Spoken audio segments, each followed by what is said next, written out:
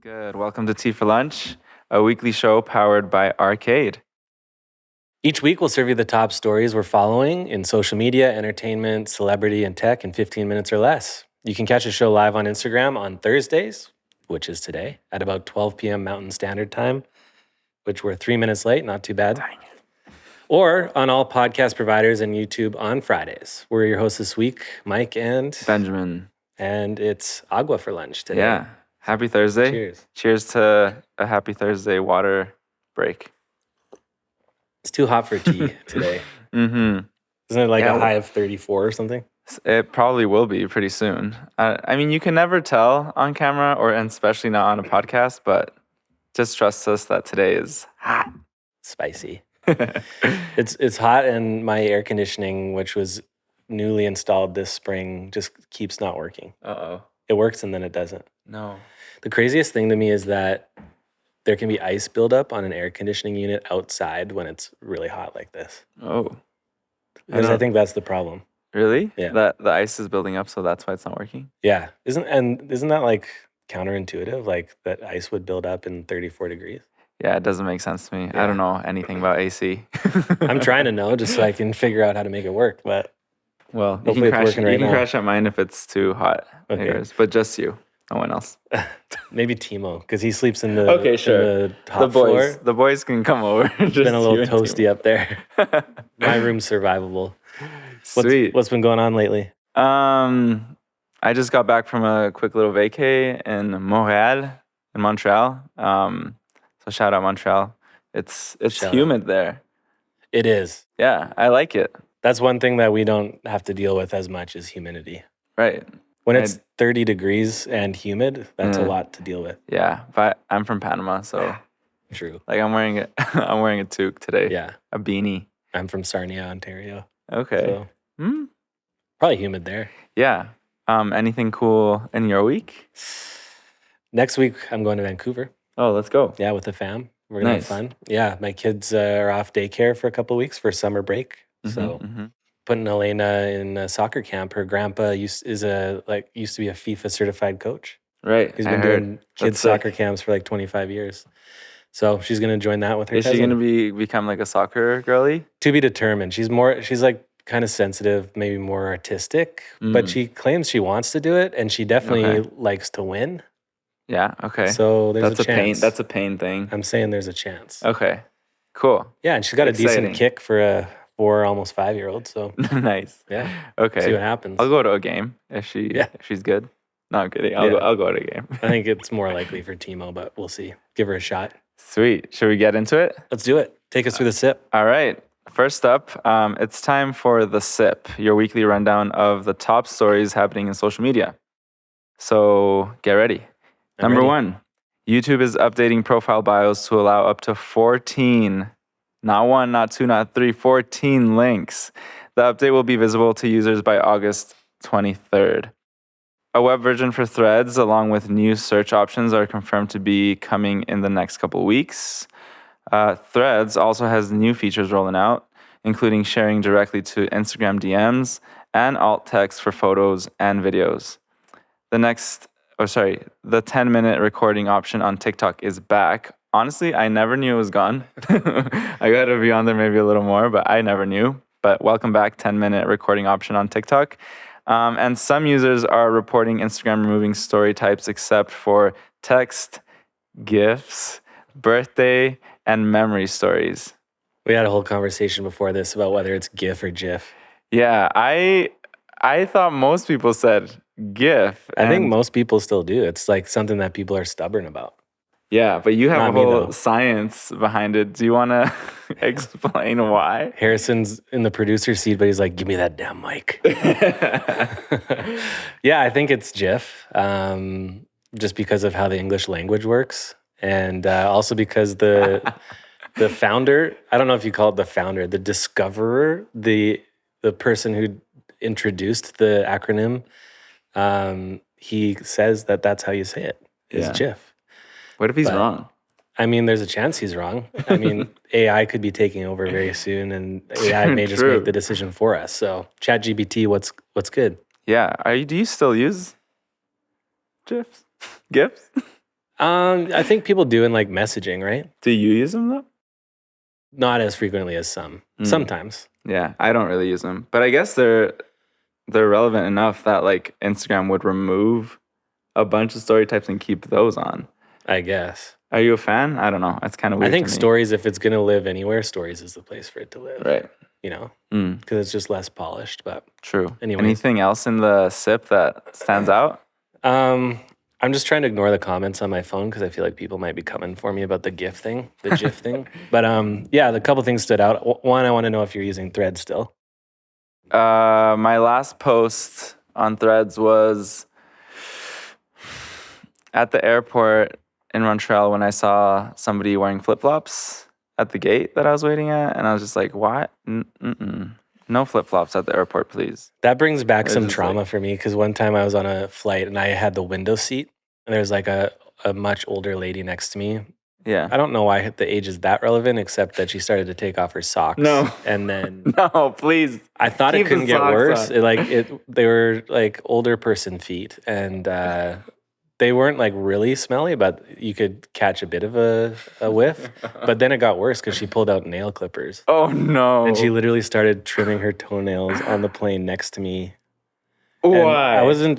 If it was anyone younger, I would have thought that I was fully getting trolled, but to her, it just seemed very normal. Maybe you did get trolled. Maybe you went viral on some platform. Maybe, it's possible. And it's just like your reaction of like this lady clipping her toenails. Yeah, so I didn't really need those flashbacks, but here we are. Okay, you. But yeah, Threads is interesting. I feel like a lot of people stopped using it a few weeks after it launched, and now they're kind of frantically rolling out Thread or new features. Right. I am excited about a desktop version though, because I think like the app is user friendly and it's nice to just push something straight to Instagram if you want to. Yeah. So you'd still use the mobile version, but I think like a lot of people, especially like content creators and like journalists and like people like that, I assume would be using the desktop version of Twitter a lot. And they'd probably want to have a kind of similar content creation process for Threads, right? So, yeah, I wasn't a big Twitter guy, but when I did kind of scroll through, it was on desktop. Yeah. Yeah. Yeah. And there's like all the other Twitter platforms that you could use, like TweetDeck, to like monitor different like hashtags and like have different content streams and stuff. And those are all desktop based platforms. So I think it's worth it. Yeah. It'll be interesting. Yeah, for sure. So the first story for today, did you see that Mia died? Yeah. Sad. Is that how you say her name? Shocking. Mia? Yeah, Mia. Mia Star. Mia Star. She was a star. We're really going to miss her. Rip. Yeah, she was a good friend to all of us, and she was here not long enough. Yeah. It was time moves fast, but we're really going to miss her. If you haven't fallen down this TikTok rabbit hole, we'll catch you up. Basically, there's a new immersive murder mystery game coming out called Who Killed Mia? She is not, in fact, a real person. And what's interesting about it is the way that the game is being marketed on social. Companies and users and influencers and celebrities are posting pretty obviously paid partnerships, but their videos promoting the game by acting like a real influencer was actually murdered at a recent awards show. So game players can look at the Mia Star social media pages to beat the game, find the answer. And there's even companies like Diet Prada that have posted promotions for the game. But since the marketing is being done in a way to feel real, lots of the users on social are confused in the comments and just wondering, like, is this person actually real? What's happening? Is this a stunt? And I think because we're hot off even just like how integrated Barbie's marketing was across social media in all different contexts, and it felt like real life in a way, people are just getting a little bit confused. Yeah. Yeah, somebody brought this up on Slack yesterday, and everybody was like, what's going on? And so when I checked this out on TikTok, it does kind of feel real, actually, the paid like posts, the ads, because they're coming from a lot of like TikTokers who do kind of report on entertainment news. Right. And so some of them even include like the first two pieces of the video include real news, and then the third one is like, and then finally Mia, like, how did this happen? So unexpected, blah blah blah. And it's like, and then everybody in the comments is like, wait, who's Mia? What happened to Mia?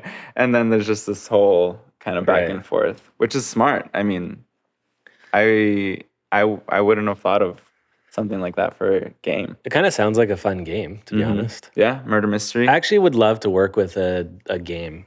Like, that would be a cool client. Yeah, I agree. Yeah. It would be cool. Because, like, especially like board games or even murder mysteries, I feel like those are like almost timeless. Yeah. And to be coming out with a new one is really interesting at this time in 2023. Yeah, and the way that it works is that you have to go on her her socials to find out like clues and learn how she actually left. So I feel like more TV and like entertainment needs to market that way. Like, not just because of Barbie. And I feel like Barbie was just like they spent a lot of money and they just had the power. But like even for like an indie TV show, it would be so cool to just like bring it to life on social media a little bit more. Yeah, more like integrated. Yeah. Yeah. Rather than just posting clips of the episodes, you know? Agreed. There's so much more that you could do. Agreed. Well, Cool. That's interesting. Yeah. All right. Next, Illinois has become the first state to regulate kid influencers. I want to call them kidfluencers. Is that wrong? No, I feel like I've Is heard that a thing? before. Okay, cool. Because if mom influencers are momfluencers, then Right. okay, kidfluencers. So basically, the new law aims to ensure kids are compensated for appearances in social media videos. The law adds kids on social media to the state's child labor law.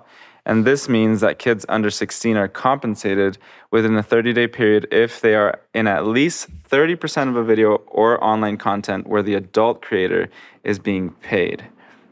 I don't know how you measure, but that sounds interesting already. The person making the video will be responsible for setting aside gross earnings in a trust account for the child and then they will receive that account at the age of 18. The law will go into effect January 1st of next year. And then we also had other people talking about this in the article. A professor from University of Alabama, Jessica Maddox, she studies digital media and social media platforms and culture, including influencers. She called the legislation in Illinois long overdue. And she also noted that she hopes that future legislation passed by Illinois or other states includes additional provisions like allowing a person at age 18 to petition to have content of themselves removed from social platforms, if they wish to do so. Yeah, this is interesting. Yeah, I mean, I guess, yes, long overdue. There's a lot of people, like a lot of parents who have benefited from their kids' kind of personality and their talents or, just kind of their energy online. But the kid doesn't know really what that means. Yeah. I feel like especially on YouTube, like it's on all social channels, but especially on YouTube, I feel like there's some kind of like cringy parent exploitation of kids in like even content that goes viral. Like the stuff that I'm thinking of is like just videos of kids playing with toys together, Sure. And like lots of kids seem to like watching that, kind of like watching people play video games, Right. like live streaming. But I don't know. It's just a weird invasive way to create content with your kids. Right. I feel like lately there's been more discourse about like kids and youth mental health from browsing content on social, which is, I think, an important conversation. Of course. But also equally important is their involvement, like children's involvement in content creation, which is more what this is addressing. I think it's long overdue too. And it's also, you want to just like give a little bit of the responsibility to parents to like set boundaries and like have an opinion about how they want to protect their children. But Right. I don't know, some humans just like they don't think straight. No. Yeah. And especially when they're making a lot of money. So. Yeah, exactly. So I think it's good. It sounds kind of like it'll end up being mostly enforced by the child as they get older. Yeah. Like there's nothing pushing for this to actually happen, like from external parties. Yeah, it basically just equips the child once they turn 18 to like assess their childhood and what kind of content they were in and if their parents compensated them, and then decide if they want to like take legal action. And this equips them to do that if they want to. Yeah, well, I think it's cool. I think it definitely will create a ripple effect into protecting kidfluencers and then making sure that parents are being good parents. Yeah. Yeah. Just be good parents. Come on. Come on now. So finally, Could ChatGPT be your company's new content moderator? Aside from generating content, ChatGPT's creators, OpenAI, are now testing it as a content moderator to enforce company content policies. Right now, most companies use teams to moderate content, teams of real people, Right. on their social media and e-commerce platforms. Like Meta, for example, they have teams all around the world of like real content moderators. Right. There is some algorithmic level of content review, but then there's always manual reviews as well. So now ChatGPT 4 is being tested to police content itself without human involvement. How it would work would be that companies would feed GPT-4 their content policy. You'd then test how it performs with sample content and make edits and kind of fine-tune things as needed. This all refines the system so that it can flag problematic content on its own. And the OpenAI team says that this feature would allow companies to reduce their content policy development process from months to hours, and it would reduce the need to have humans do the moderating, which is very interesting. Even I think OpenAI specifically, I believe this was in the article, faced a lot of criticism because they had used human teams around the world to moderate a lot of the early GPT content for like sexually explicit stuff and things that would be sensitive or like racist or problematic in some way. And a lot of the people that were hired for that ended up coming out later saying they felt traumatized because it was such like gruesome content. Yeah. So Yeah, that's heavy. I mean, I would hate to have that job, first of all. yes. And second, I mean, I think if we can reduce trauma in any way, especially coming from the workplace, then this is a good thing. Although obviously the sensitivity around like AI kind of backfiring, I guess, is always on the top of my mind. Right. And just like how we can make sure to keep, because emotions and I guess the human part of it will still come into effect because somebody has to be feeding these policies and then creating parameters around how the communication, like the AI communication, works around those policies. So yeah, interesting. I feel like at least initially it'll be for like really big platforms like the Metas of the world or like X or Threads or all these social channels, right, where a lot of people in like high quantities and volumes are posting content that needs to be moderated to a centralized feed. And I think a lot of those platforms already kind of face some criticism for bias and like lack of freedom of speech or like having an agenda, whether it's political or whatever. Right. Because this was one of the things that Elon Musk wanted to get rid of with like the policy, like communication policies and content, like moderations on Twitter, now X. But yeah, there was a lot of like biases found on the platform. Exactly. And that's with humans involved, right? So the question then is like, could AI have less of a bias? Could it be more like neutral and just be about the specific policy? But then the fear with AI that everyone has been talking about is like, if, like you said, if it turns on us someday, So the question that needs to be asked, if AI was to get too powerful and start to have an agenda or a bias of its own, and it had full control over content moderation, then like it could really repress communication. Right.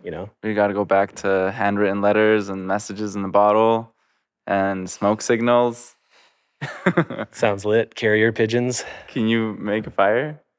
Oh yeah, I can make a fire. Okay. What I can't do is write cursive anymore, I don't think. Yeah, cursive was kind of my go-to when I was little. Like that's all I was taught until I moved over here, and then I was like, oh, okay, print. Yeah, I feel like I could for a long time. Like that's what I did in school too. But then just after that, I just reverted back to printing. Yeah, I know. Just to make it legible. I feel like half of us can't even write with pen and paper anymore. That's true. But maybe ChatGPT couldn't recognize cursive then. Ha! Take that. I mean, neither can I. Try reading my dad's cursive.